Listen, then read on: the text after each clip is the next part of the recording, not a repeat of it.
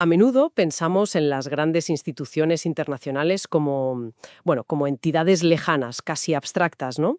Que toman decisiones en despachos de Ginebra o Nueva York. Totalmente. Pero entre ellas hay una que tiene un impacto directo, tangible y a veces decisivo en la vida de las personas en el continente americano. Desde luego. Hoy vamos a sumergirnos en la Comisión Interamericana de Derechos Humanos, la CDIH. Y para ello tenemos delante un análisis jurídico y estratégico muy detallado que la describe con términos tan potentes como órgano nodal o incluso motor operativo del sistema interamericano. Sí. La misión de hoy es descifrar qué significan realmente esas etiquetas, entender qué hace la Comisión y por qué es tan influyente. Es que, de hecho, hay una frase en el propio análisis que es toda una declaración de intenciones. A ver. Dice, quien entiende la CIDH entiende cómo se activa o se evita el litigio internacional en derechos humanos. Esto ya nos dice que no es un organismo más. Vaya. El cerebro de operaciones, casi. Justo. Me gusta esa imagen. Pues empecemos por lo básico, para construir desde ahí. ¿Qué es exactamente la CIDH y dónde se sitúa en el gran esquema de las cosas? Bien, pues formalmente es uno de los órganos principales de la Organización de los Estados Americanos, la OEA. Nació para promover y proteger los derechos humanos en el continente, pero aquí viene el primer matiz, que es crucial, y es que el análisis subraya su autonomía funcional. Autonomía funcional. Vale, supongo que eso significa que, aunque esté bajo el paraguas de la OEA, no es un simple departamento que recibe órdenes de los Estados miembros. Va por ahí. Exactamente. Has dado en el clavo. Significa que sus 7 comisionados y comisionadas actúan a título personal, como expertos independientes. Ah, No son embajadores de sus países. No pueden recibir instrucciones de sus gobiernos. Y esto es la piedra angular de su credibilidad. claro. Sin esa autonomía sería simplemente otro comité diplomático donde se negocian intereses, no derechos. Perdería toda su legitimidad, desde luego. Y aquí es donde se pone realmente interesante. El análisis habla de una posición híbrida. Ese concepto es fascinante, sí. Se mueve, dice, entre lo político y lo cuasi jurisdiccional. Es decir, que no es un tribunal que dicta sentencias, pero tampoco es solo un foro de debate. ¿Por qué es tan importante esa dualidad? Porque esa dualidad es precisamente la fuente de su poder, de su capacidad de incidencia real. Ah, sí. Piensa que un tribunal puro está limitado por reglas procesales muy estrictas. Y un órgano político solo puede hacer declaraciones. La CIDH, al estar en medio, tiene una flexibilidad estratégica enorme. O sea, que puede elegir el arma adecuada para cada batalla. Justo. Y el análisis lo resume en 3 funciones estructurales que explican cómo ejerce ese poder.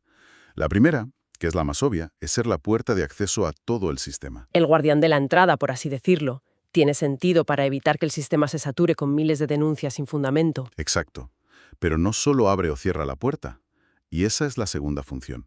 Actúa como un filtro jurídico y probatorio. Vale. Investiga, organiza las pruebas, define los argumentos legales.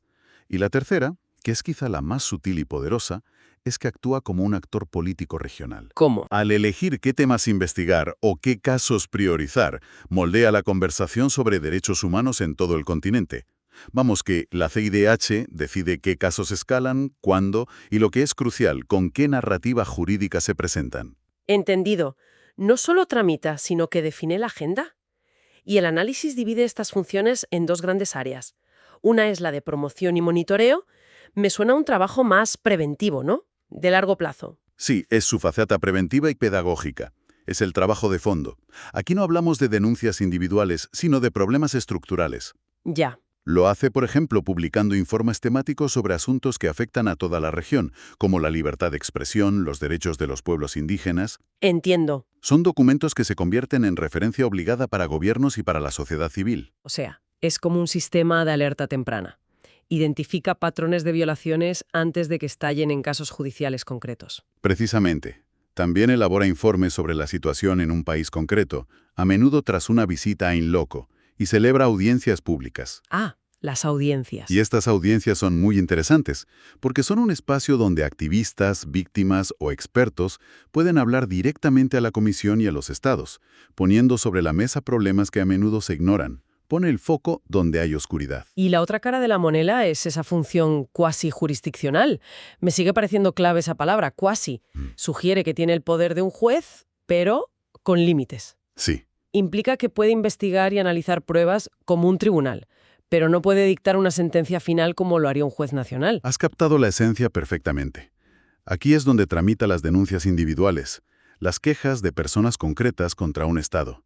El proceso es riguroso. Recibe una petición, analiza si cumple los requisitos, investiga los hechos, escucha a ambas partes, y si considera que hubo una violación, emite un informe con recomendaciones. Pero no es una sentencia, como decíamos. No, es un diagnóstico jurídico muy fundamentado. Y ahí viene el punto crucial. Es la comisión quien tiene la potestad de decidir si, ante el incumplimiento, el caso merece ser juzgado por la Corte Interamericana. Hay una frase en el análisis que me parece brillante para resumir esto. No juzga, pero construye jurídicamente el caso. Construye el caso, pero no dicta la sentencia. Es un proceso que, por su naturaleza, suena riguroso y, por tanto, lento. Lo es. Pero, ¿qué pasa cuando no hay tiempo? Cuando la vida de alguien corre peligro ahora mismo. Me imagino que el sistema debe tener algún mecanismo de emergencia. Por supuesto. Y ese es, según el texto, una de sus herramientas más potentes y conocidas. Las medidas cautelares. El botón de emergencia. Exacto. Tal cual. Su lógica es tan simple como potente. Prevenir antes que reparar.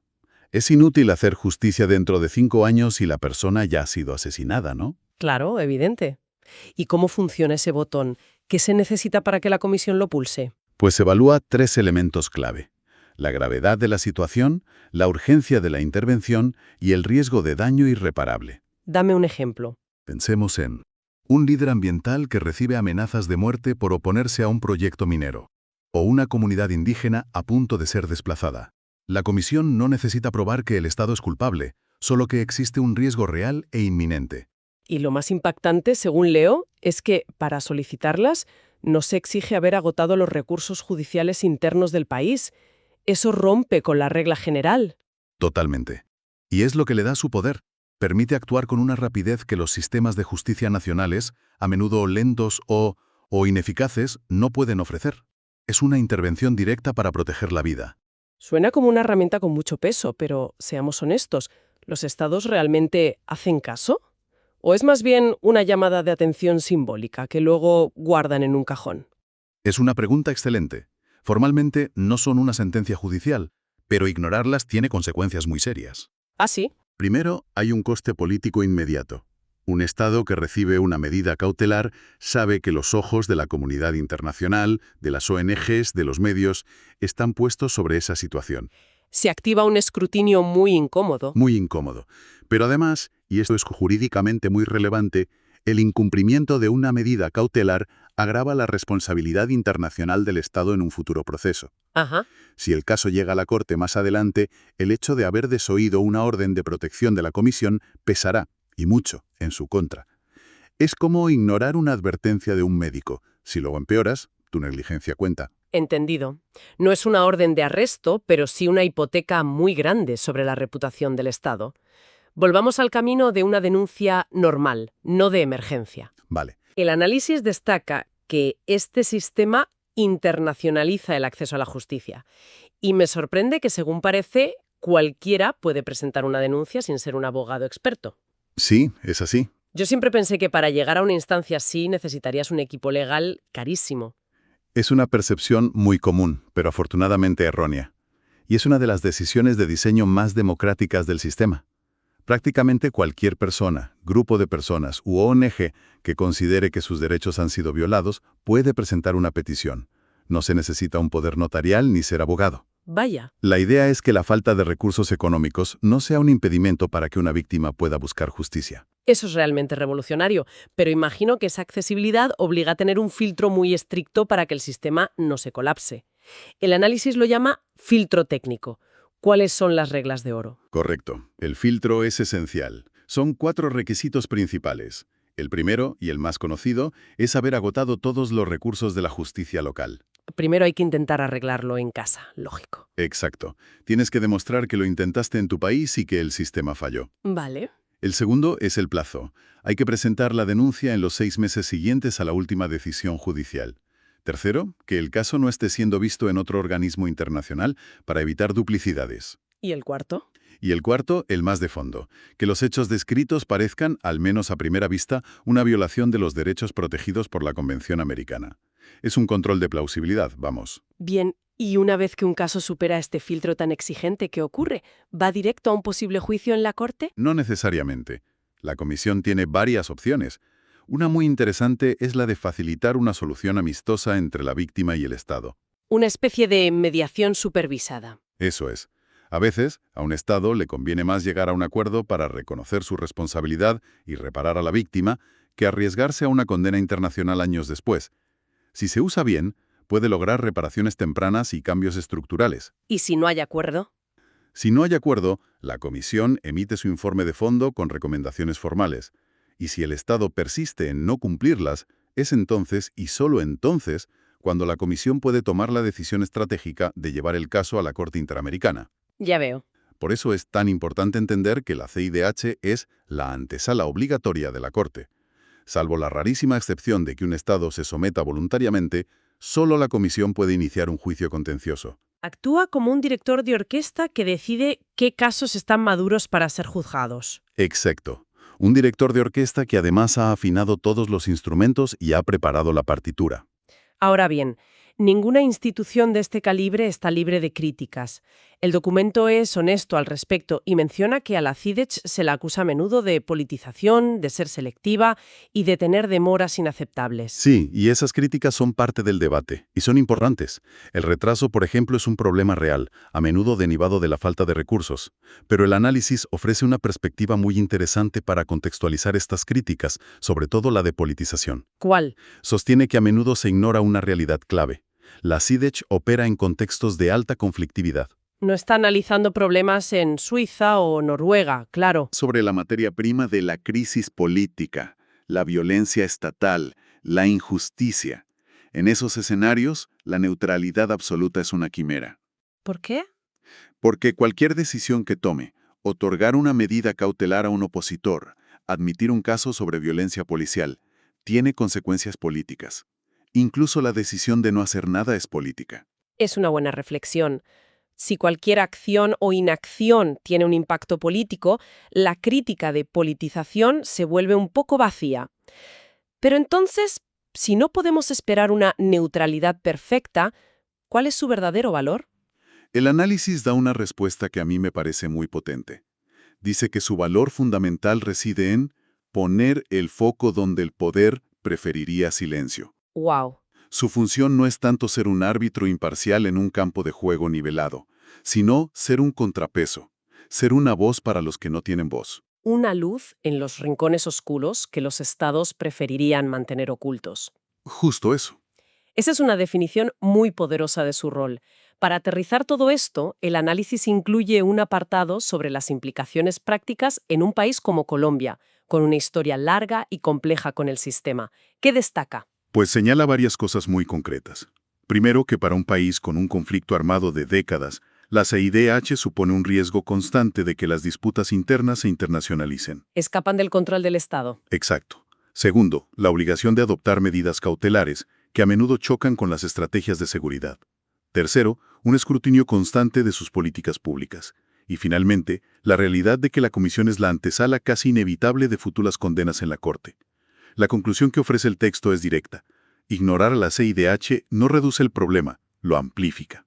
Es un actor que no se puede obviar. Entonces, resumiendo todo lo que hemos visto, queda claro que la CIDH no es una ventanilla burocrática.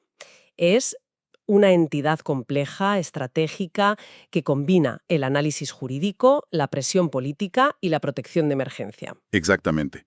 La conclusión del análisis es contundente y creo que resume perfectamente nuestra conversación. La CIDH es el motor operativo del sistema interamericano. El motor. Su capacidad para moverse con agilidad entre lo técnico, lo político y lo urgente es lo que la convierte en un actor central.